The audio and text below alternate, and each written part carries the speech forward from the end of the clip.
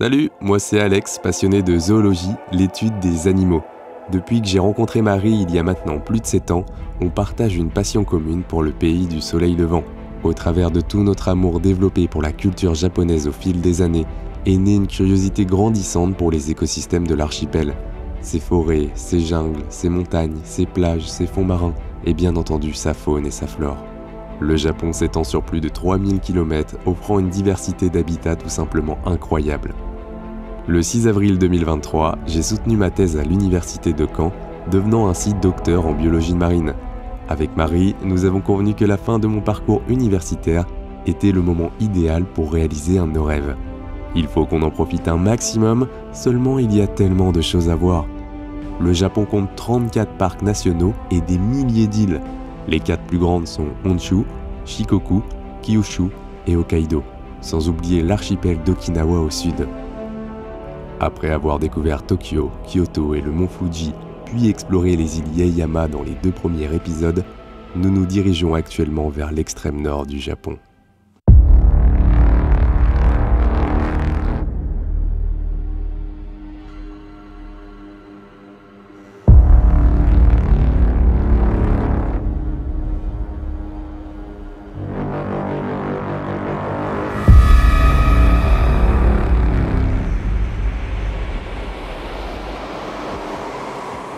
L'île d'Hokkaido est la plus septentrionale des 4 îles principales de l'archipel japonais. Après Honshu, c'est la 2e île en termes de superficie. Recouverte à 70% de forêts et anciennement nommée Ezo, Hokkaido était à l'origine la terre du peuple Ainu. Mais nous reparlerons d'eux un peu plus tard. En tout cas, il faut savoir que de nos jours, Hokkaido possède encore de nombreux habitats préservés avec une faune unique. Et c'est pour cette raison que je voulais explorer cette partie de l'archipel nippon. Alors on vous emmène avec nous pour cette aventure dans le Japon sauvage.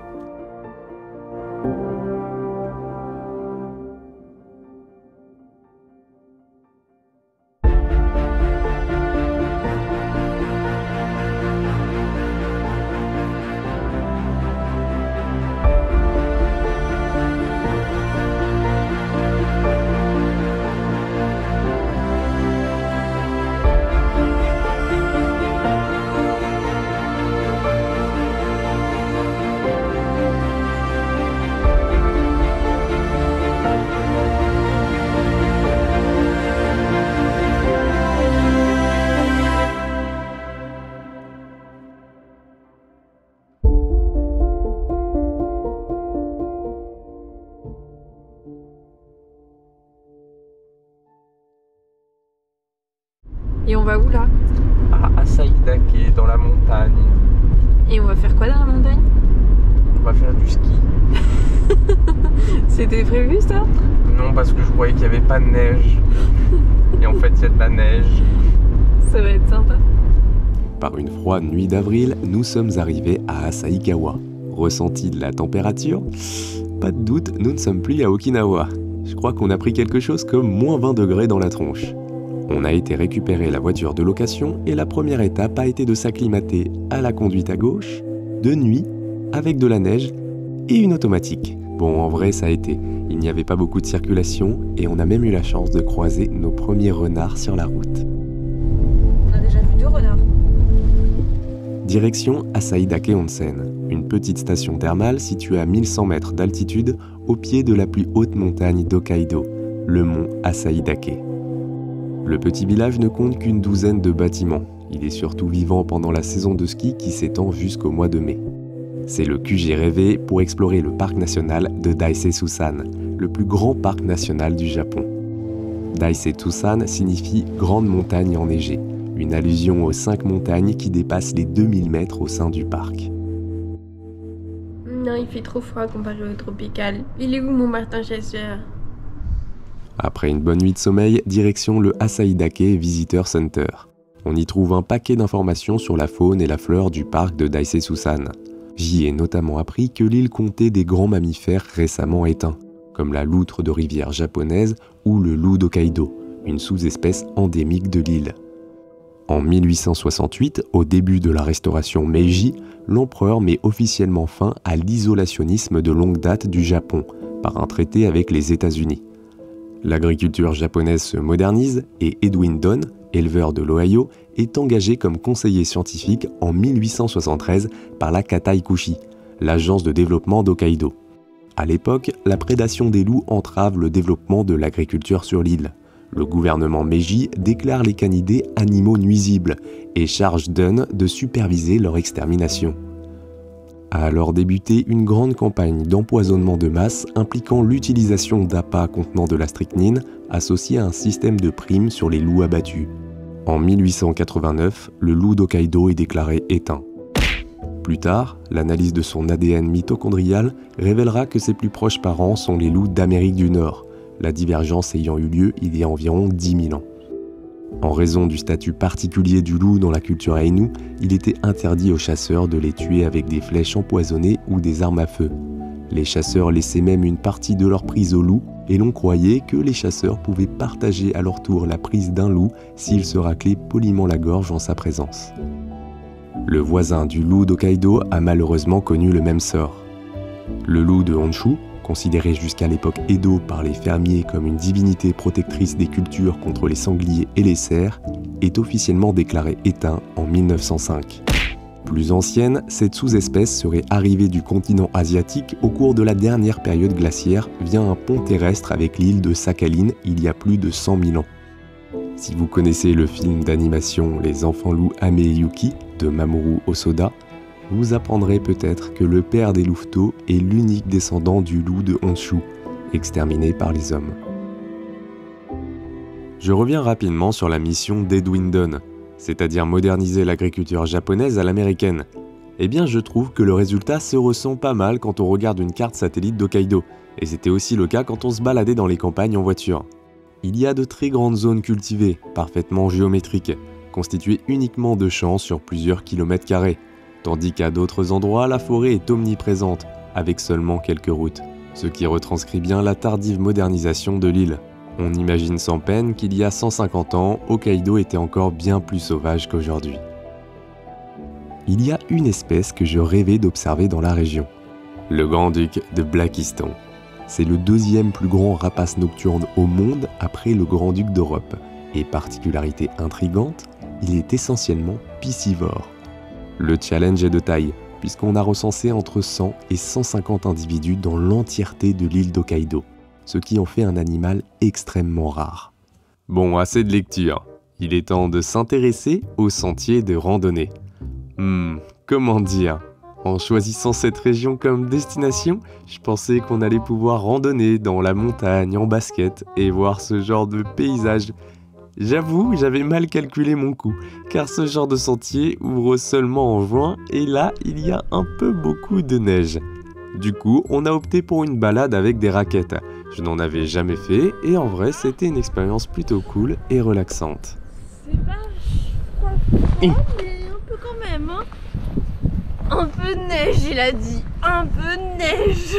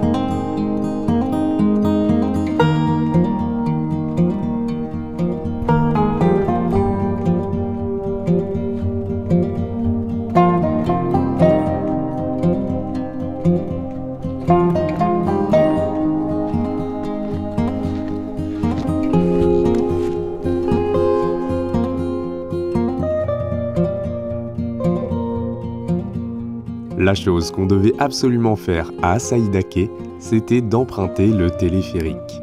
Et ce, afin de s'enfoncer dans la montagne.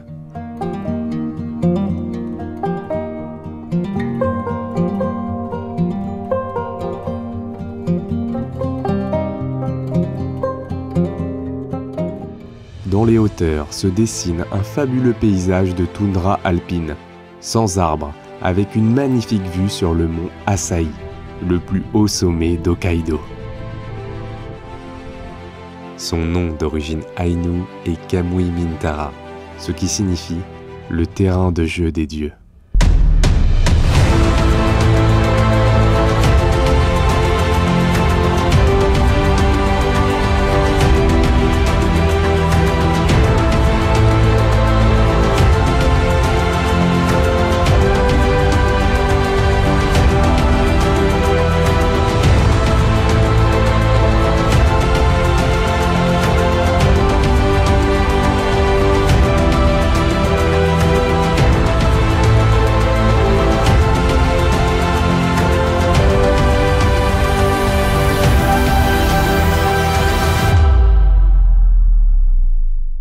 Allez vas-y, y'a personne. Derrière moi c'est le mont Asahi, la plus haute montagne d'Hokkaido, avec un pic à 2291 mètres. On est actuellement dans le parc national de Daisetsutsan, qui est aussi le plus grand parc national du Japon en superficie. Sous la crête du mont Asahi, il y a un lac, actuellement recouvert par la neige. Mais on peut voir les vapeurs qui s'échappent des bouches volcaniques. C'était pas mal là. Vas-y, on la double. Le mont Asahi est un stratovolcan actif dont la dernière éruption remonterait à 1739. Non, j'ai froid. Derrière moi, c'est le mont Asahi, la plus haute montagne d'Hokkaido, avec un pic à 2980... 2900 ? Non, 2200. Elle est bonne.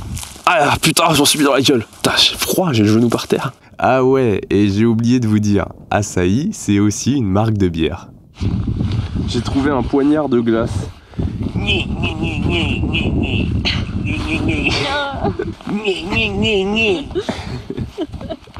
Il y a 2 jours, je cherchais des grenouilles dans la jungle à Iriomote. Et maintenant, je fais de l'alpinisme à Hokkaido.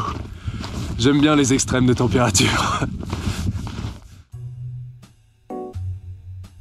Après une longue journée à chahuter dans la neige, profiter du onsen de l'hôtel, j'avoue, c'est le bonheur total. Les onsen sont les bains thermaux japonais dont l'eau est issue directement des sources volcaniques. La nudité y est de rigueur. Et attention à ne pas confondre les onsen avec les sento, des bains publics mais dont l'eau chaude n'est pas issue d'une source naturelle. Ça fait grave du bien le onsen. Quand nous étions aux îles Yaeyama, on sortait de nuit dans la jungle pour faire de l'herping à la recherche de grenouilles, serpents, insectes et autres arachnides. Du coup, à Daisetsutsan, nous avons décidé de faire un petit tour en voiture une fois la nuit tombée. Et pour le coup, on n'a pas été déçus. Au bout de quelques kilomètres, nous sommes tombés sur ces 2 boules de poils peu farouches.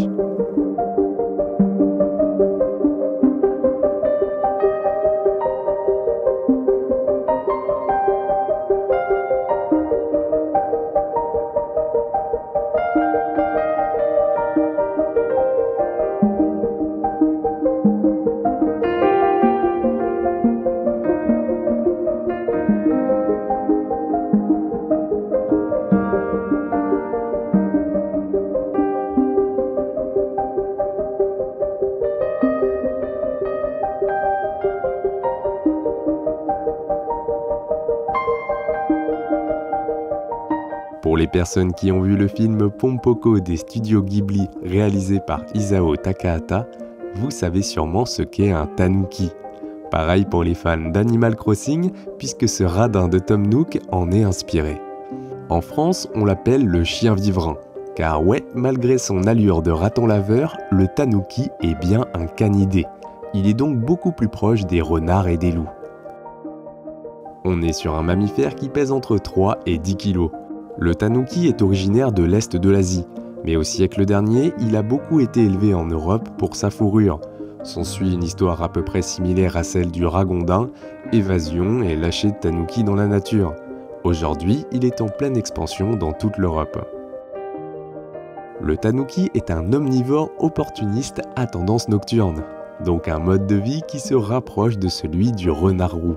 Pendant notre safari, ces deux individus se sont nourris de papillons de nuit et l'un d'eux a même attrapé un petit rongeur. Qu'est-ce que c'est? Un papillon?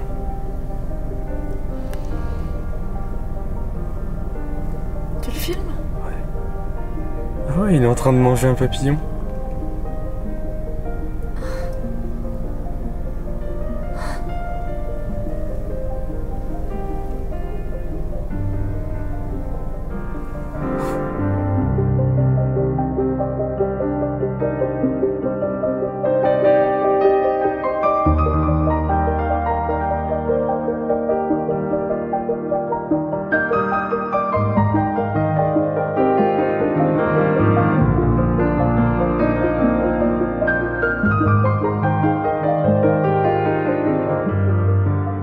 Dans le folklore japonais, le tanuki est un esprit yokai. Symbole de réussite et de prospérité, il est souvent représenté debout sur ses pattes arrière, portant un chapeau et buvant du saké. Il a le pouvoir de se transformer en n'importe quoi, que cela soit un objet du quotidien ou un humain.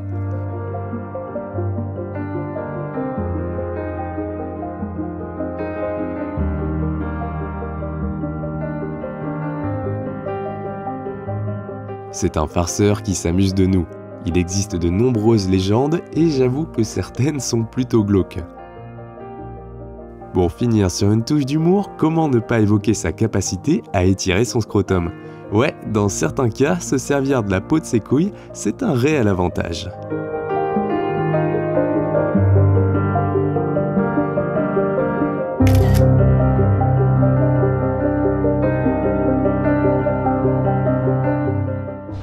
Qu'est-ce qu'on a vu? Des tanuki! Des tanuki! Deux tanuki! Deux tanuki! Putain, la chance! On est parti en mode petite balade nocturne. On a vu un renard, on l'a loupé, et après, deux tanuki! En vrai, ils étaient pas du tout farouches, hein. Genre, on les a suivis le long de la route pendant genre une demi-heure, facile. Ouais. Ils suivaient le long de la route. Et ils cherchaient des trucs à bouffer. Et ils ont mangé... Enfin, il y en a un qui a mangé un papillon. Un papillon? Oui, un papillon. Trop bien.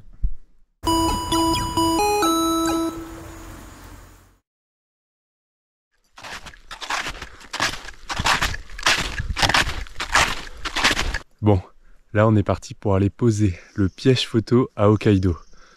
J'ai trouvé un petit coin sympa. J'ai vu du canard mandarin un peu plus tôt dans la journée. Et comme c'est un point d'eau, je pense qu'il y a des animaux qui peuvent venir boire ici. Je vous montre à quoi ça ressemble. Voilà, c'est ça. Et c'est ici que j'ai vu le plus d'activité pour l'instant. Après mûre réflexion, j'ai installé le piège photo ici. Et j'ose espérer qu'on va avoir du mammifère, potentiellement qui viendrait boire justement dans les temps. Donc je vais le laisser 2 jours. Ouais, c'est ça, 2 nuits et quasiment 2 jours. Et on verra ce que ça donne. Allez, mystère.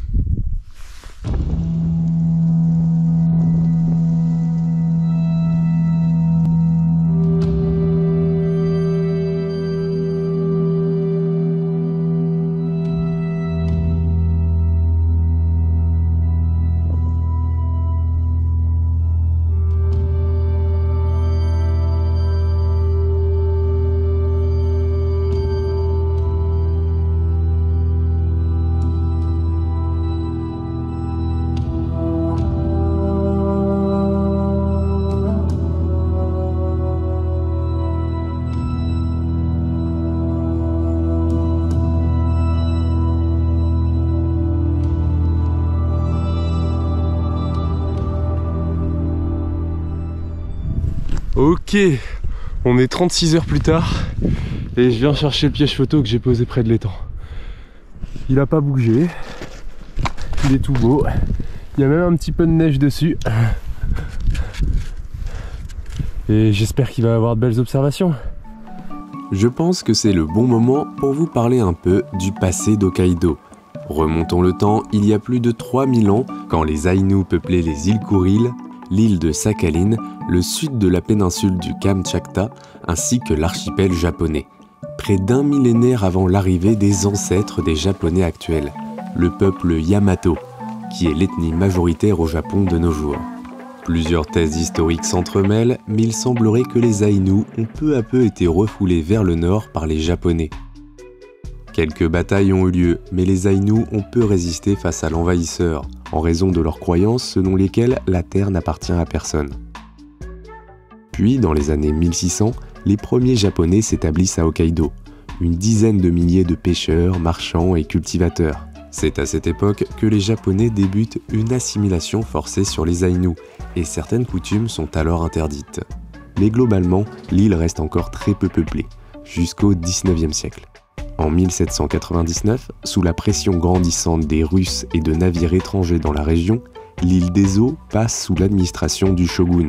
Rappelez-vous, nous sommes alors pendant l'époque Edo, lors du shogunat des Tokugawa.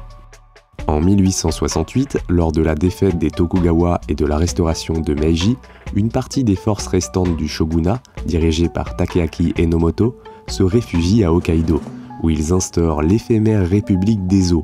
Mais la rébellion fut écrasée en mai 1869, marquant alors la fin de toute résistance face à l'empereur Meiji. Une commission de colonisation fut créée pour favoriser le peuplement de l'île, dont la population augmenta fortement au sud et dans la ville de Sapporo, choisie pour établir un gouvernement central en 1885. L'assimilation de la culture aïnou est accentuée, leur langue est interdite, et les Aïnous sont cantonnés à l'agriculture ou à l'industrie de la pêche. En 1900, 600 000 colons japonais résidaient à Hokkaido, puis 3 millions en 1940, et à l'heure actuelle, l'île compte un peu plus de 5 millions d'habitants. Encore de nos jours, on retrouve la trace de la langue aïnou dans la toponymie de l'île. Sapporo, par exemple, Sariporo-petsu, qui signifie plaine de roseaux avec une grande rivière. C'est désormais la plus grande ville d'Hokkaido. Et c'est aussi une marque de bière accessoirement.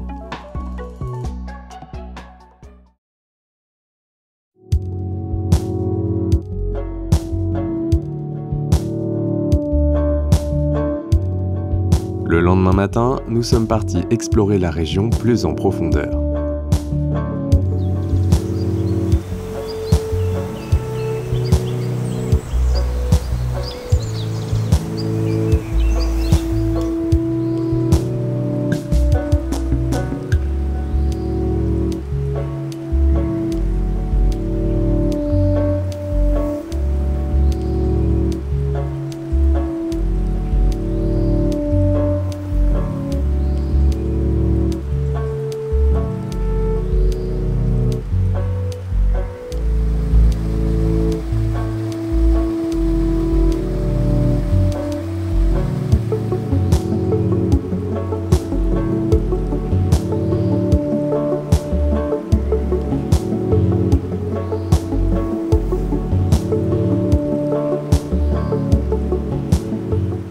L'avifaune est plutôt bien diversifiée dans les forêts d'Hokkaido. C'est un pic. Ce pic Kizuki était en train de creuser sa loge dans un arbre. C'est une toute petite espèce de pic qui fréquente les forêts de Russie, de Chine, de Corée et du Japon.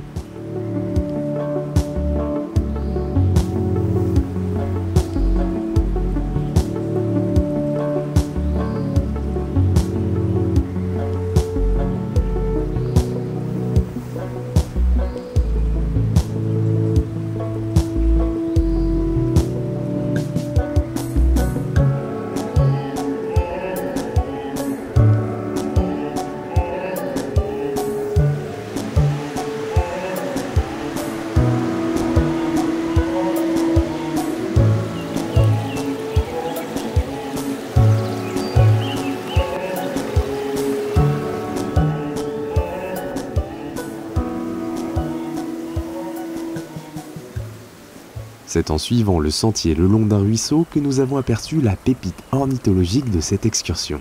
Soudain, on a vu passer une torpille à la surface de l'eau. Ok, c'était probablement un passereau, mais au début je n'étais sûr de rien. Puis c'est en arrivant à cette source, une espèce de petite cascade, que nous avons pu admirer cet oiseau.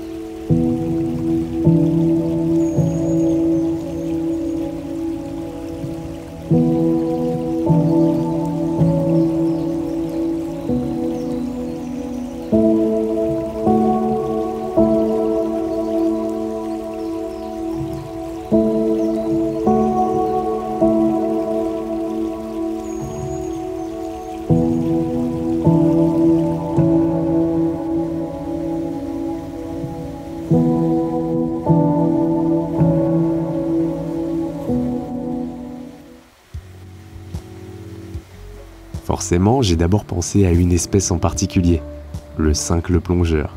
Mais il manquait un truc, le poitrail blanc. Petite recherche rapide et efficace dans mon guide ornitho du Japon pour apprendre qu'il s'agit en fait du cincle de paillasse, le cousin asiatique du cincle plongeur. Dans le monde, on compte 5 espèces de cinclidés, toutes caractérisées par leur capacité de plonger et de nager sous l'eau, phénomène unique chez les passereaux.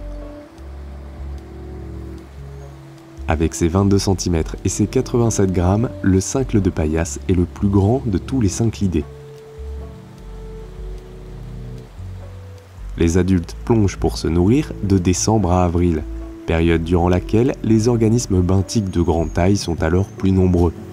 De plus, comme cette période correspond également à la saison de reproduction, les besoins en nourriture sont plus importants.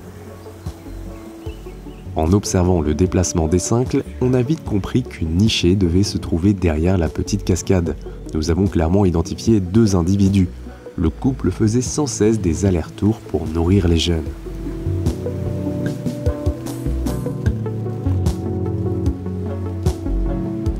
Juste avant notre départ de la région quelques jours plus tard, nous sommes repassés sur le même site afin de nouveau observer les cincles. La dernière fois, nous étions seuls, mais cette fois-là, ce n'est pas moins de 5 photographes japonais qui étaient présents. Comme quoi, complètement par hasard, avec Marie, on était tombé sur le spot du coin pour observer les cincles.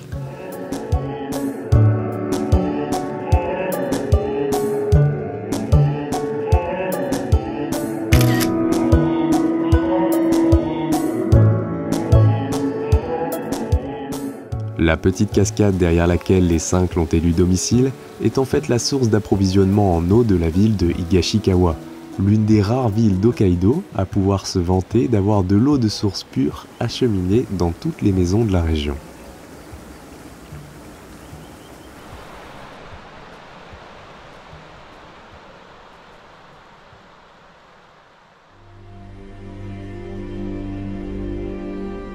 Afin d'aller au prochain site d'intérêt, nous avons repris la voiture et nous avons croisé pour la première fois le chemin du Cercica.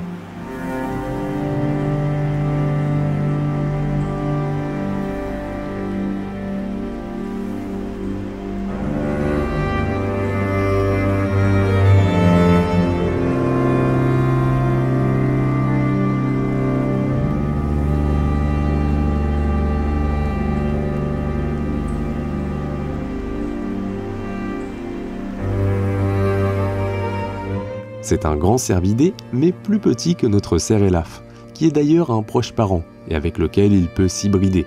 Les 2 espèces appartiennent au genre Cervus. Le Cercica est originaire des forêts tempérées et subtropicales de l'Est de l'Asie. La Chine avait autrefois la plus grande population de Cercica, mais des milliers d'années de chasse et la perte de leur habitat ont réduit la population à moins de 1000 individus. De nos jours, c'est au Japon qu'on retrouve les plus grandes populations de Cercica, avec environ 3 millions d'individus recensés. À Hokkaido, c'est la sous-espèce Cervus nippon iezoensis qui est présente. On l'appelle le Iezo Sika Deer. Les populations sont en constante augmentation, probablement en raison de l'extinction de son principal prédateur il y a maintenant plus de 130 ans, le loup d'Hokkaido. Cependant, cela n'empêche pas certains individus d'être victimes de chutes mortelles, pour le plus grand plaisir des corbeaux.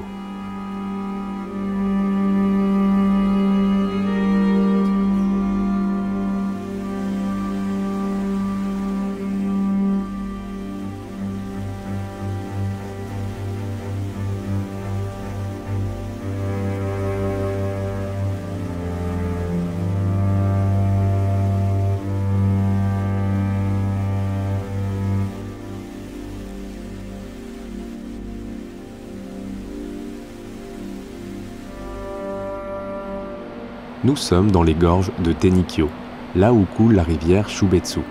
Les glissements de terrain sont assez fréquents dans la zone, ce qui explique l'abandon des bâtiments et beaucoup de sentiers sont fermés au public.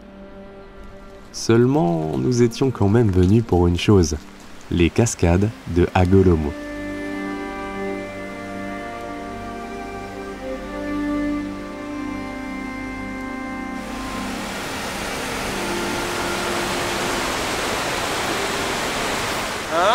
gâcher la vue. Et là, C'est mieux. 270 mètres de chute d'eau sur 7 niveaux qui tombent dans la rivière Shubetsu. il n'y a pas accès à la cascade en hiver, il flotte à mort, mais on est quand même passé par-dessus la barrière. Ça valait carrément le coup de passer par-dessus les barrières. Bon, on était quand même sur le qui-vive. Il pleuvait et d'après ce qu'on nous a dit, les ours sont particulièrement actifs dans cette partie du parc. C'était plutôt cocasse car la seule personne que nous avons croisée dans le coin pendant des heures, c'était un photographe français.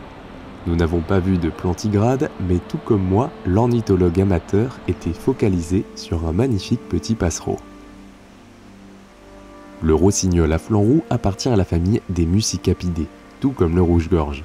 Le dimorphisme sexuel est particulièrement marqué. Certes, les deux sexes ont des flancs roux, mais là où la femelle est brune sur le dessus et blanc sur le dessous, le mâle est bleu foncé sur le dessus. Un magnifique petit oiseau insectivore. Pendant la belle saison, le rossignol à flanc roux fréquente les forêts de conifères d'Asie du Nord, puis en hiver, il migre vers l'Asie du Sud-Est. Ah là je l'ai bien eu.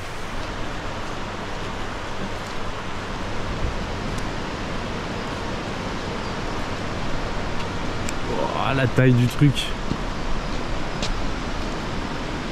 Je vais aller me réchauffer les mains.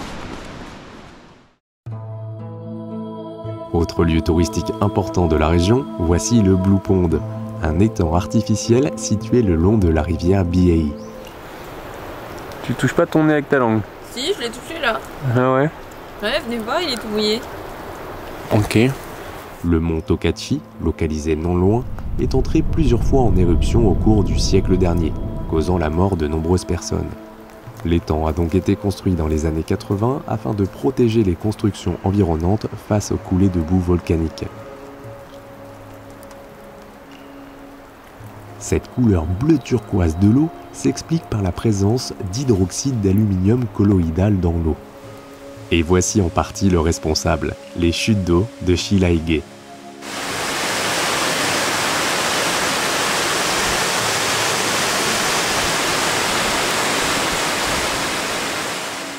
Elle se trouve en amont du Blue Pond.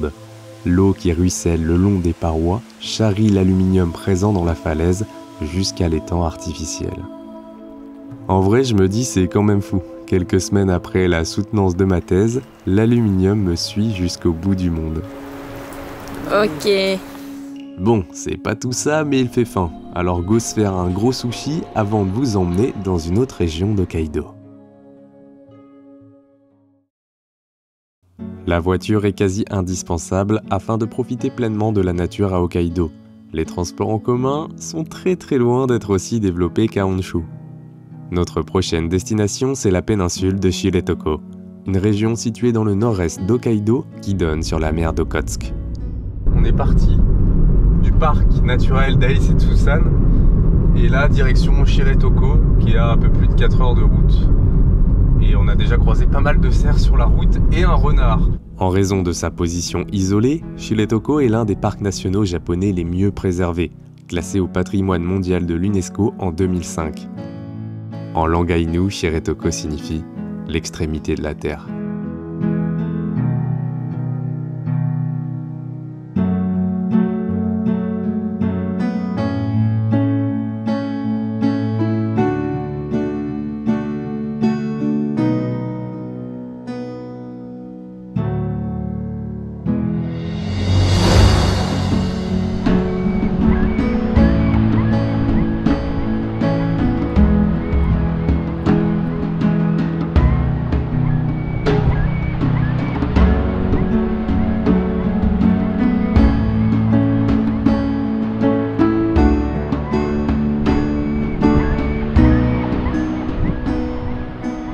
Notre QG pour le séjour dans la région est la petite ville d'Utolo, la seule ville d'importance sur la côte ouest de la péninsule.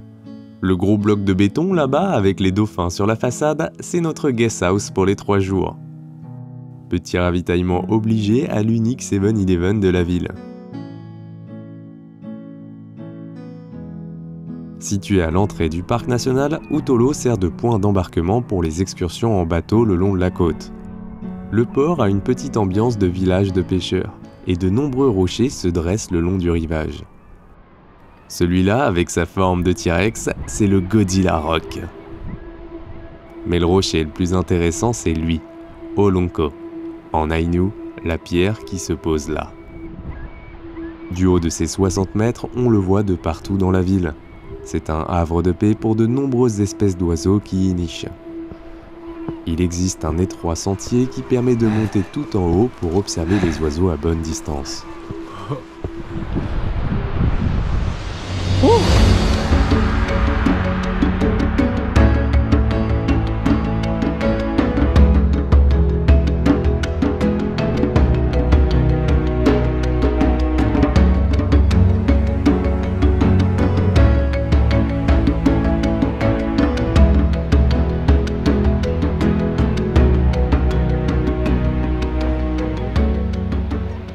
Sans aucun conteste, les plus nombreux sont les goélands à manteau ardoisé.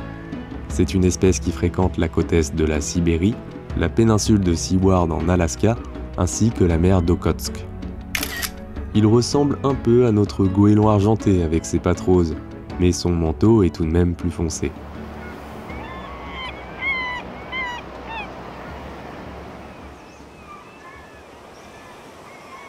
Parmi les couples de goélands sur la falaise, on retrouve aussi d'autres oiseaux, moins nombreux, avec leurs gorges et leurs joues blanches. Il s'agit de cormorans de Temminck. En anglais, on l'appelle Japanese cormorant, en raison de son aire de répartition s'étendant de Taïwan jusqu'à l'extrême-orient russe, c'est-à-dire dans toute la longitude japonaise. Le cormoran de Temminck est l'espèce qui était principalement utilisée au Japon pour le ukai, la pêche au cormoran. C'est une technique de pêche traditionnelle qui remonte à plus de 1300 ans, dans laquelle les pêcheurs dressent les cormorans à faire tout le boulot. Dans le sud-ouest de la Chine, certains pêcheurs la pratiquent toujours, mais elle a cessé d'être rentable au Japon et n'est plus qu'une attraction touristique. Soit les cormorans étaient totalement libres de leurs mouvements et revenaient d'eux-mêmes voir le pêcheur, sachant tout de même qu'ils avaient une ligature à la base de leur gorge, les empêchant d'avaler les plus gros poissons. Soit les cormorans étaient attachés par une ficelle, sur laquelle le pêcheur tirait pour faire revenir l'oiseau.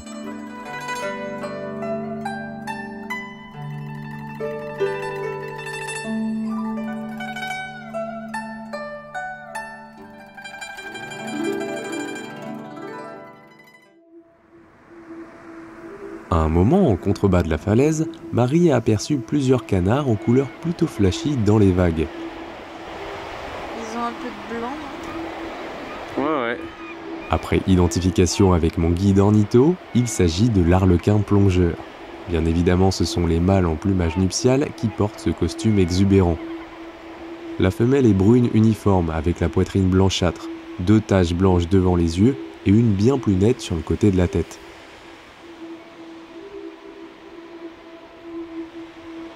Pas de surprise à observer ces petits canards dans le remous des vagues, car ils affectionnent particulièrement plonger dans le ressac à la recherche de mollusques et crustacés.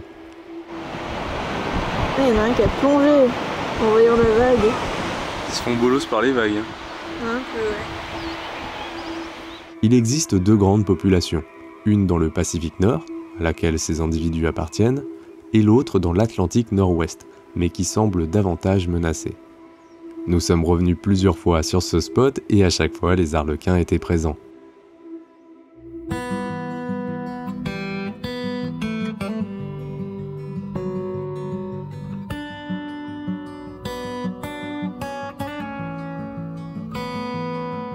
Ce magnifique petit passereau de la famille des Muscipidés est un monticole merle bleu.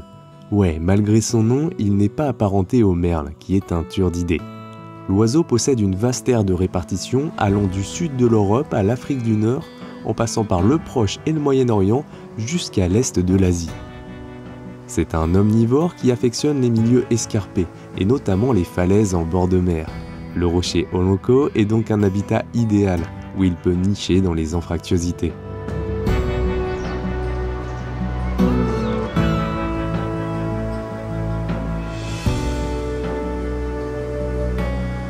Nous avons eu la chance de pouvoir observer la femelle ainsi que le mâle qui tournait autour. Ce dernier émet un chant très mélodieux.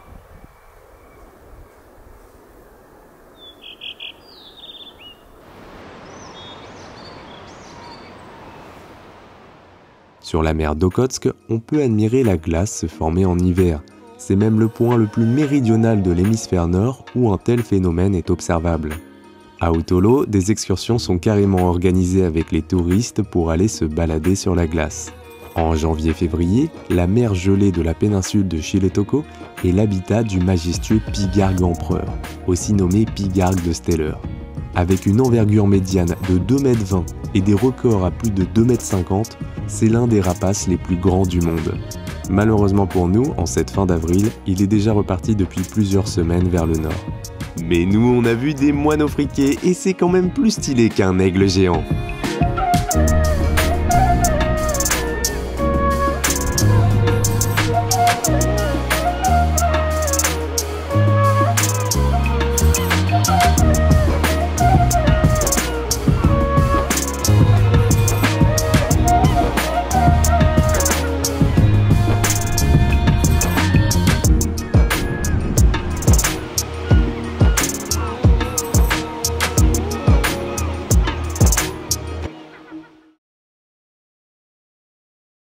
Bon, ce n'est pas tout ça, mais désormais il est l'heure d'explorer le parc national de Chiletoko. Et avant cela, passage obligatoire au Chiletoko National Park Nature Center. On y trouve des expositions naturalistes, une boutique de matériel de rando, un petit cinéma avec des documentaires animaliers, ainsi que des cartes avec tous les sentiers de la région. Quand nous étions aux îles Yaeyama, je vous ai dit que le plus gros danger était le habou. Mais en vrai, question prudence, ça se résume à faire attention aux marches. À Hokkaido, c'est un peu différent. Il n'y a qu'un seul vrai danger, mais bien réel, et plus compliqué à anticiper. L'ours brun. J'ai volontairement omis de vous en parler avant, mais si j'ai choisi cette destination lors de la préparation de l'expédition, c'est parce que la péninsule de Chiletoko est la région avec la plus grande population d'ours bruns au Japon. Plus exactement, elle concentre 80% des ours bruns. La sous-espèce présente sur l'île japonaise est l'ours brun de l'Ussuri, Ursus arctos laciotus, un des plus gros ours bruns, se rapprochant du Kodiak pour les connaisseurs. Dans la région, les ours pêchent souvent sur le rivage, et il est facile de les observer depuis les bateaux qui proposent des excursions aux touristes dans la péninsule, notamment en partance d'Utolo. Alors forcément, avec Marie, on avait réservé une sortie pour la fin du séjour. La prochaine info est moins joyeuse. En 2023, plus d'une centaine d'attaques d'ours ont été recensées au Japon, avec 6 morts à déplorer. Le pire bilan depuis 2006. Vous avez peut-être déjà entendu parler de l'incident de l'ours brun de Sankebetsu. En 1915, dans l'ouest d'Hokkaido, après s'être réveillé d'hivernation, un spécimen de 380 kg pour 2,70 m de haut a attaqué à 2 reprises des petits villages, faisant 7 victimes. Cet événement marquant est très ancré dans la culture japonaise. Dans le Nature Center, en dessous des cartes, sont notées toutes les présences d'ours bruns relevées sur les sentiers, jour par jour, heure par heure. Et comment dire ? Apparemment, on est dans une période où les ours bruns sont plutôt actifs, et beaucoup ont été observés sur les sentiers. Il y a carrément un type qui s'est fait courser la veille sur la randonnée qu'on comptait faire. Il s'agit d'une petite boucle de 2 km juste à côté du Nature Center, qui permet d'aller à la cascade de Full Épée, une chute d'eau alimentée par une nappe phréatique qui fait surface juste en haut de la falaise et se jette directement dans la mer. Quoi qu'il en soit, selon les conseils des personnes à l'accueil, nous avons loué un spray anti-ours, accompagné d'une formation d'une dizaine de minutes pour apprendre à s'en servir correctement. Tu vas passer ton code d'ours? Oui, mon code d'ours. Ton code pour attaquer les ours? Après, je serai une tueuse d'ours.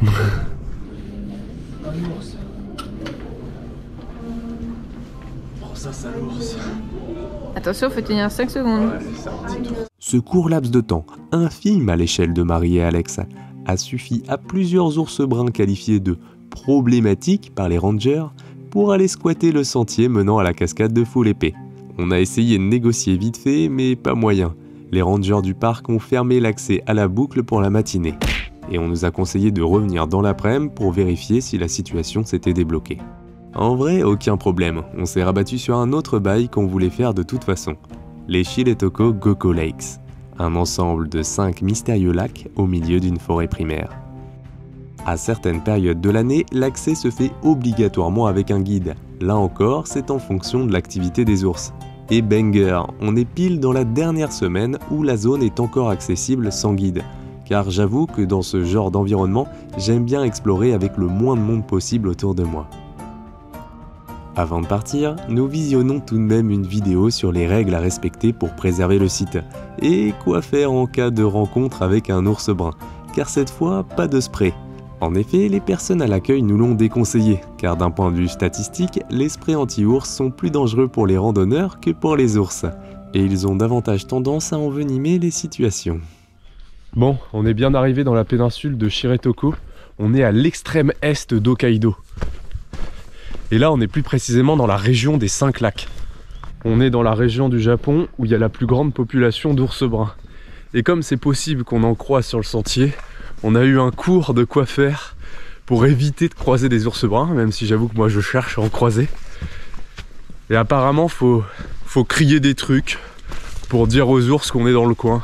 Style Franck, serre-moi une pinte! Une pinte, Franck! Ce genre de choses, quoi. Pour l'instant, pas d'ours à l'horizon. Vous avez vu un ours? Non, j'ai pas vu d'ourson.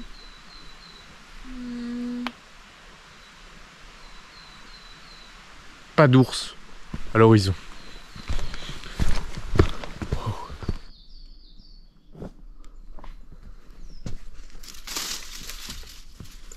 Attention, un ours! Ah non, secours, secours, secours, aidez-moi, aidez-moi. Oui.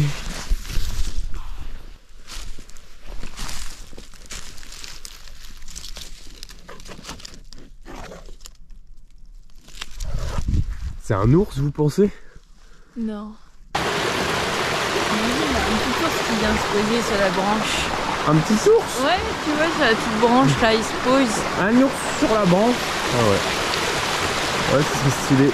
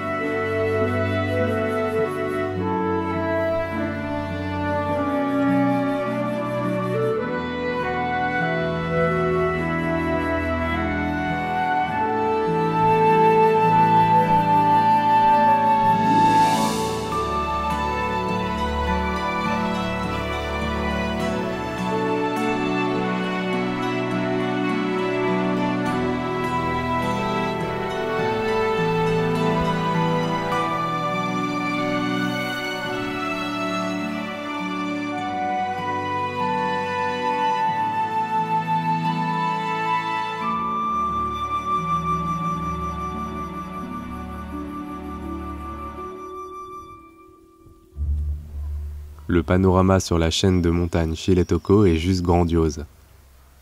Les lacs Gokko se sont formés à la suite de l'éruption du mont Yo. Ils sont alimentés par des sources d'eau souterraines.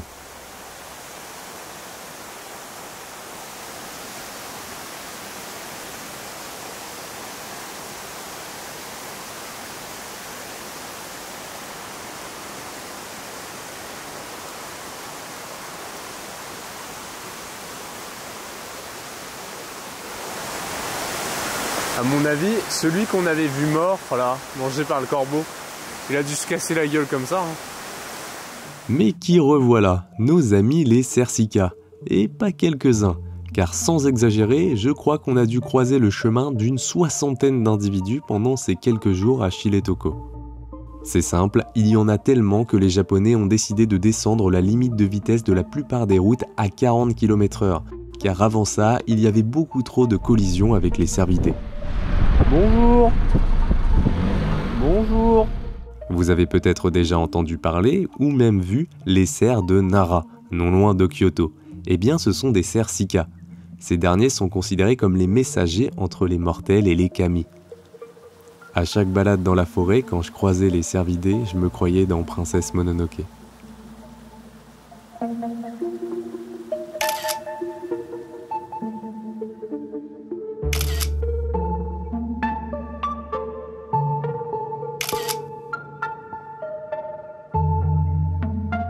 Dans son aire de répartition d'origine et dans de nombreuses régions où il a été introduit, le sika est considéré comme une proie particulièrement prisée et insaisissable pour les sportifs. En Grande-Bretagne, en Irlande et en Europe continentale, le sika présente des stratégies de survie et des tactiques de fuite très différentes de celles des cerfs indigènes. Il a une tendance à se dissimuler dans des circonstances où le cerf élave s'enfuirait. Et il a même été vu en train de s'accroupir et se coucher à plat ventre lorsqu'il vient un danger. Pourtant, malgré le côté sauvage de Shile-toko, les sikas ne sont pas du tout craintifs. Ayant été au brame dans les forêts normandes, je sais à quel point c'est difficile d'approcher un cerf sans se faire voir, et encore plus une biche. Sachant qu'au moindre mouvement trahissant notre présence, la harde risque de s'évaporer dans la forêt. Bah, Shile-toko, c'est simple, les cerfs n'en ont rien à battre. Bonjour, je vais vous prendre un steakhouse avec une grande frite et un coca s'il vous plaît. Pas de coca ? Est-ce que cela s'explique par une pression de chasse beaucoup plus faible ou un comportement différent des locaux dans leur rapport à la vie sauvage ? J'avoue, je n'ai pas la réponse. Le sika est l'une des rares espèces de cervidés à ne pas perdre ses taches à l'âge adulte. En hiver, le pelage devient plus sombre et plus hirsute. Les taches sont alors moins visibles et une crinière se forme sur la nuque des mâles. Ces derniers sont beaucoup plus grands que les femelles et portent des bois comprenant entre 2 et 4 andouillets, donc beaucoup moins que le cerf élaphe. Le poids du sika varie de 30 à 140 kg. Mais les plus grands mâles atteignent parfois 200 kg au début de l'automne. Les mâles passent la plupart des années seuls, formant occasionnellement des hardes, tandis que les femelles éléphants forment des hardes conséquentes, mais seulement pendant la saison des naissances. Comme la plupart des cervidés, les mâles sont territoriaux et gardent des harems de femelles pendant le rut, qui atteint son apogée de début septembre à novembre, à peu près la même période que le brame de chez nous.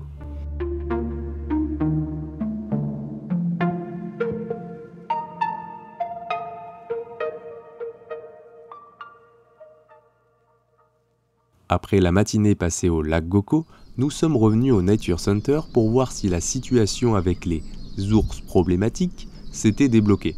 Et bah, pas du tout. Du coup, direction un autre petit sentier, où on a quand même fait quelques observations ornithologiques bien sympathiques.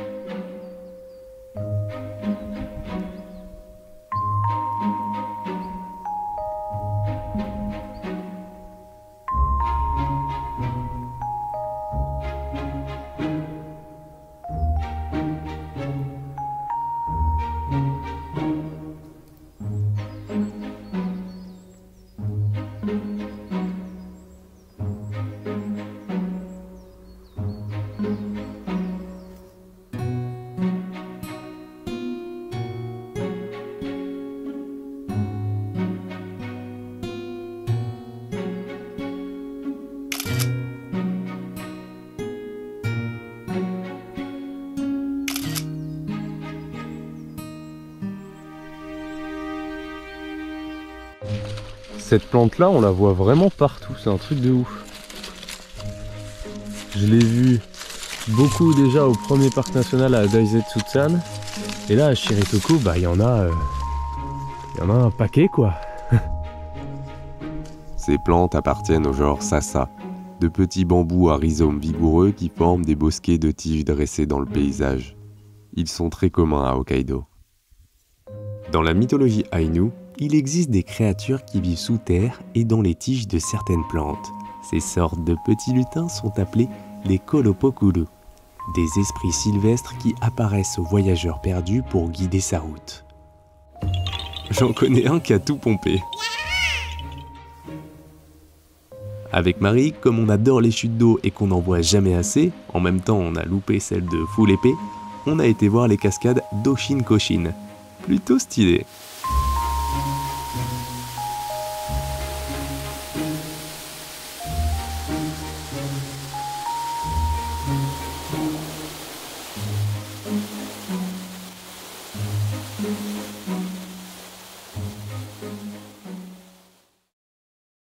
Une fois la nuit tombée, on a voulu réitérer l'expérience du safari nocturne qui avait bien fonctionné à Daisetsu-san avec les tanuki.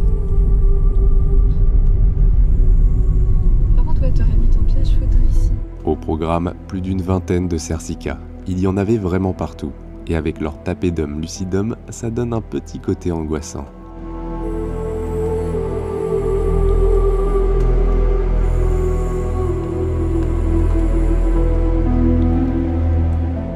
À 3 reprises, on a croisé des bécasses des bois sur la route, mais elles s'envolaient trop vite à chaque fois pour faire des images correctes. De la même manière, on a revu des tanuki, mais cette fois beaucoup plus farouches, et on n'a pas eu le temps de les filmer. Inversement, on a réussi à faire cette petite séquence de renard roux qu'on n'avait pas eu la dernière fois. Satisfaits tous les deux des observations de la sortie après moins d'une heure, on décide de retourner vers Utolo tranquillement. Puis on a vu ça sur la route. Des grosses empreintes humides toutes récentes sur le bitume. Pas question de sortir de la voiture en pleine nuit, mais il était là, tout près, l'ours brun de l'Ussuri.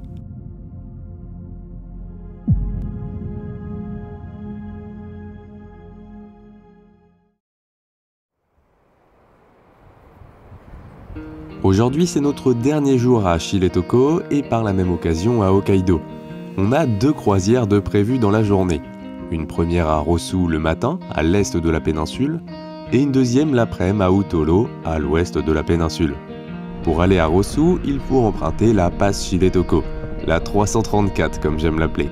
Une route d'altitude permettant de traverser la péninsule entre les 2 ports. En hiver, la route est fermée à cause de la neige, dans lequel cas il faut faire tout le tour par le sud, ce qui quadruple la durée du trajet. Emprunter la 334, c'est l'occasion d'admirer le magnifique mont Rosu, culminant à 1661 mètres.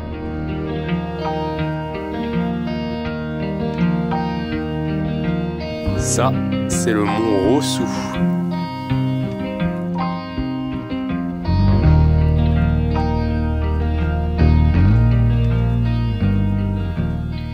Rosu vient de Roshi en Aïnou et signifie « lieu des hommes à l'esprit bestial ». Au moment où je suis en train de faire ces images, je suis placé en affût improvisé sous le pont Ojiro, dans la ville de Rosu, juste à l'embouchure de la rivière du même nom. Donc si vous avez suivi, on a le mont Rosu, la ville Rosu et la rivière Rosu. Et si je me suis mis là, c'est pour observer les bergeronnettes et les nombreux harlupés qui étaient à l'embouchure.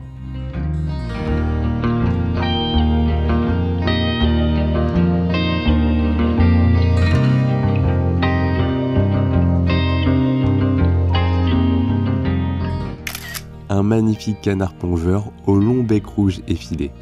Les mâles ont un style inimitable avec leur poitrine roussâtre tachetée de noir, leur collier blanc et surtout leur double huppe. Comme pour la plupart des anatidés, les femelles arborent une allure beaucoup moins extravagante.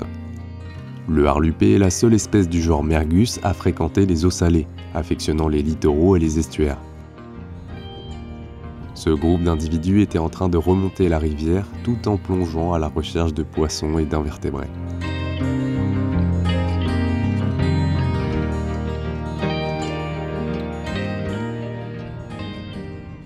J'étais posé immobile sous le pont et après une dizaine de minutes, je me retourne et qui vois-je à genre même pas 2 mètres de moi? Un renard. Tellement proche qu'il était trop proche pour l'autofocus de mon téléobjectif. Le renard, appelé kitsune au Japon, est un animal très présent dans le folklore ainsi que dans la religion shinto, au même titre que le tanuki. Alors, il faut savoir que les différentes sous-espèces du renard roux sont mal définies, et les spécialistes parviennent difficilement à tomber d'accord sur leur nombre exact, entre 45 et 73 sous-espèces selon les sources. Mais d'autres personnes parlent plutôt de 5 grandes populations de renards roux. Au Japon, il y a 2 sous-espèces, Vulpes vulpes japonica sur Honshu et les îles du Sud, ainsi que Vulpes vulpes cranky, le renard d'Hokkaido, sur l'île du même nom, mais il est également présent à Sakhalin, dans le sud des îles Kuriles, ainsi que sur les îlots environnants. Il est plus grand que son cousin japonica. En anglais, on le nomme Ezo Red Fox et en japonais Okitsune, signifiant le renard du Nord. Je n'ai pas observé des tonnes de renards en Europe. La plupart de mes rencontres se résument à des individus croisés sur le bord de route la nuit ou à des rushs sur mon piège photo. Par contre, en 7 jours à Hokkaido, ce n'est pas moins d'une dizaine de renards que nous avons croisés, et à chaque fois avec une proximité que je n'aurais jamais imaginée.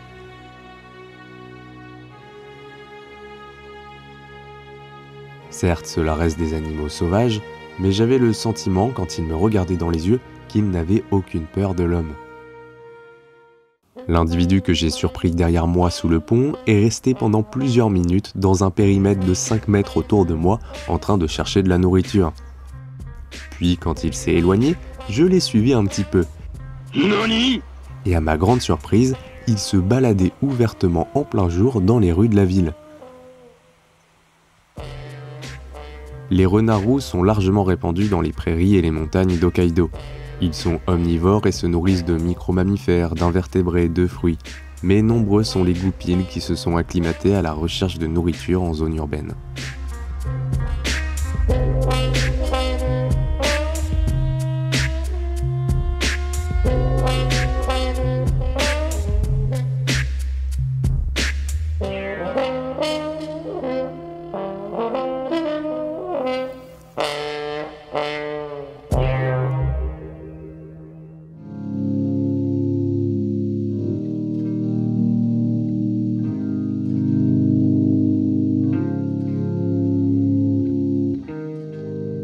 Rosso est une ville de pêcheurs. Près d'un tiers des habitants vivent de l'industrie de la pêche, mais depuis quelques années, une autre activité amène des touristes.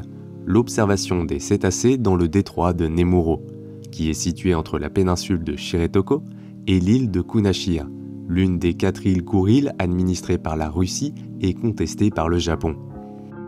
C'est une zone de forte productivité, notamment en raison de l'association de l'Oyashio, un courant marin froid très riche en nutriments, et des glaces dérivantes en provenance du fleuve Amour en Russie. L'habitat idéal pour la mégafaune marine. Nous sommes partis en excursion avec la compagnie Shiretoko Nature Cruise.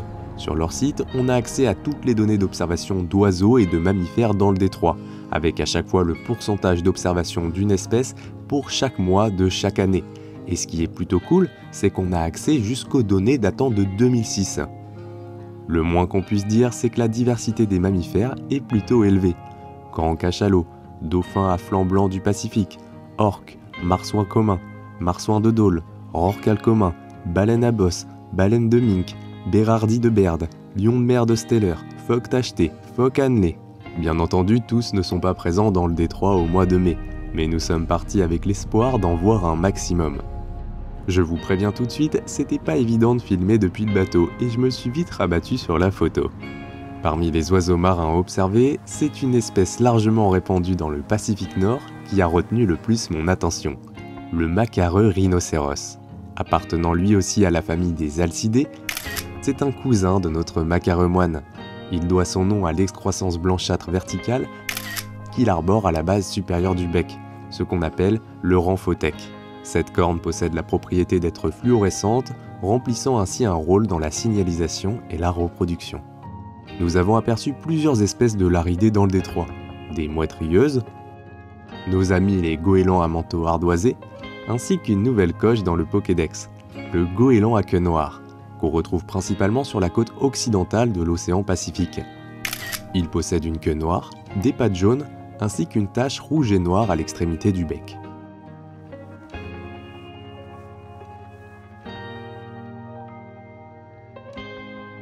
Les oiseaux qui volent au-dessus de l'eau par centaines, ce sont des puffins à bec grêle.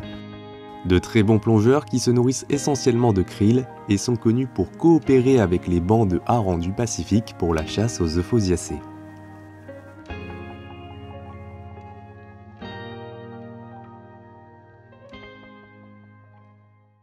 Le premier cétacé de l'excursion fut la baleine de Mink. De la famille des Balaenopteridae, il s'agit d'un petit rorqual mesurant en moyenne 6 à 9 mètres de long. L'identification se fait notamment par la nageoire dorsale qui présente une forme de crochet assez prononcée.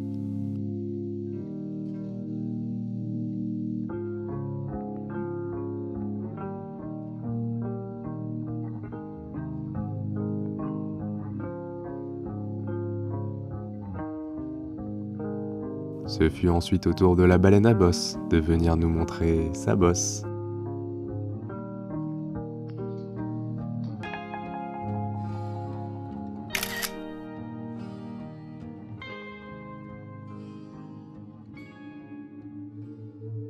Depuis maintenant quelques années, les eaux du détroit Nemuro constituent l'habitat d'une espèce en particulier.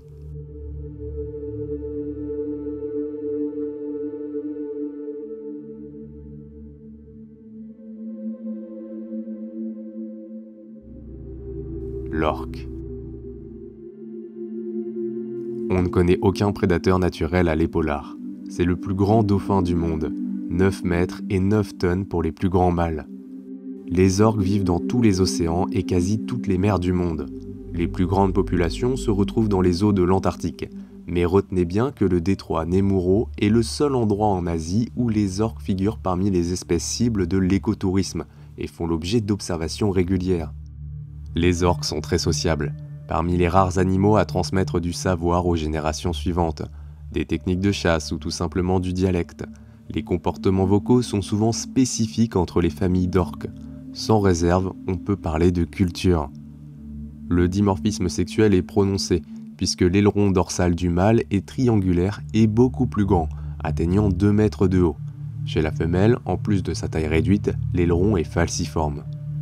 Plus d'une dizaine d'écotypes d'orques ont été recensés à travers le monde, correspondant à des populations distinctes qui chacune ont des régimes alimentaires préférentiels, des techniques de chasse particulières, des vocalisations spécifiques, ainsi qu'une morphologie qui diffère. Mais on peut néanmoins faire la différence entre 3 grands types. Les orques résidentes, qui vivent en groupes nombreux et bien structurés dans les eaux côtières, elles mangent des poissons et des calmars. Les orques nomades, plus grandes, qui consomment presque exclusivement des mammifères marins et se déplacent en petits groupes. Elles portent bien leur nom anglais de killer whales. Nomades et résidentes peuvent être amenées à fréquenter les mêmes zones, mais c'est vite en général. Et enfin, il y a les orques de haute mer, beaucoup plus petites que les résidentes et les nomades. Elles seraient principalement piscivores, mais ne sont pas faciles à étudier car vivant au large, et il reste encore beaucoup de choses à découvrir les concernant. Considérant la taille et le comportement des groupes de ces grands dauphins noirs et blancs, il est plus que probable que différents écotypes d'orques fréquentent les eaux d'Hokkaido. Les guides avec qui nous avons effectué la croisière postent régulièrement leurs observations sur les réseaux, et peu de temps après notre venue, ils ont photographié un mâle blanc de 7 mètres, dont l'âge a été estimé à 50 ans. Depuis 2019, 2 individus blancs ont régulièrement été observés dans le détroit.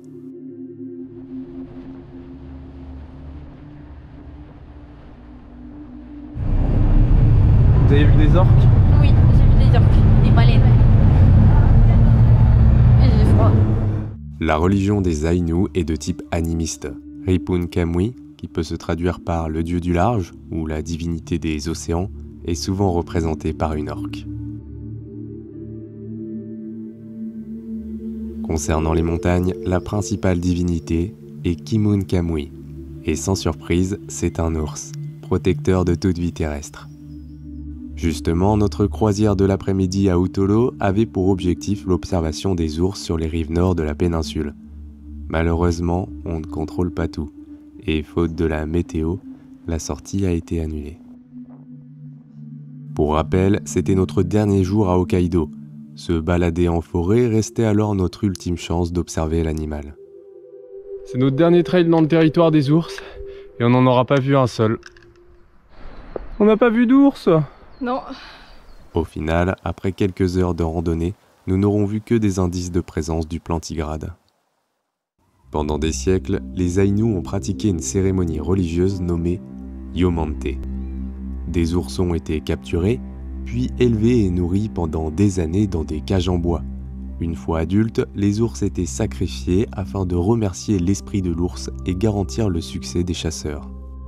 En effet, le mode de vie des Aïnous dépendait de la viande et de la peau de l'ursidé, pour se nourrir et se vêtir.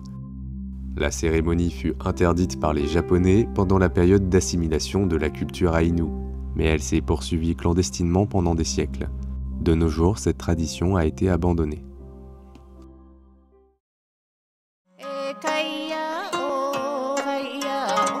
C'est sur cette note que prend fin notre escapade dans la plus septentrionale des îles nippones. Mais un jour, je reviendrai à Hokkaido, sur ces terres sauvages chargées d'histoire, dans l'espoir, cette fois, de croiser le chemin de l'ours brun de l'Ussuri.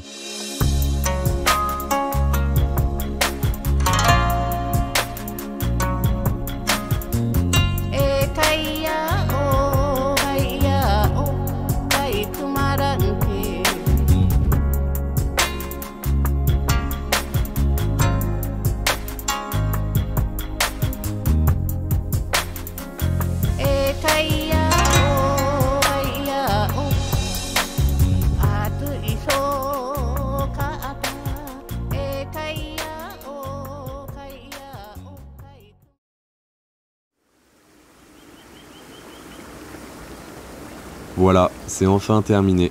Cette première aventure nippone touche à sa fin. Je dis première parce que j'espère sincèrement que ce sera pas la dernière. On a tellement surkiffé ce voyage au Japon et on a conscience de la chance qu'on a eue à ce niveau-là. Merci à tous d'avoir suivi Marie et Alex au Japon au cours de ces 3 longs épisodes. Je vais pas vous le cacher, c'était un vrai challenge niveau montage et réalisation. Ça m'a pris beaucoup de temps et je vais même vous balancer quelques chiffres de cette expédition dans l'archipel japonais. 1 mois sur place, 678 gigas pour 12 305 fichiers ramenés et valorisés sous la forme d'environ 4h30 de film, avec pas moins de 60 espèces d'oiseaux observés, 13 espèces de mammifères, 8 espèces de lézards et serpents, 6 espèces de tortues, 12 espèces d'amphibiens, 29 espèces d'actinoptérygiens, 1 espèce de chondrichtien, 38 espèces d'insectes, 13 espèces de crustacés, 7 espèces d'arachnides, 4 espèces de myriapodes, 8 espèces de mollusques, 3 espèces d'échinodermes, 2 espèces d'annélides et 5 espèces de cnidaires. Et je vous parle même pas des plantes car je suis pas une flèche en bota. Dans pas longtemps, une ultime vidéo sortira. Un quiz identification des oiseaux spécial Japon, où forcément je reprendrai des extraits des 3 épisodes. Quant à nous, on se dit à la prochaine pour la future expédition qui, je vous le promets, enverra du lourd. Jana!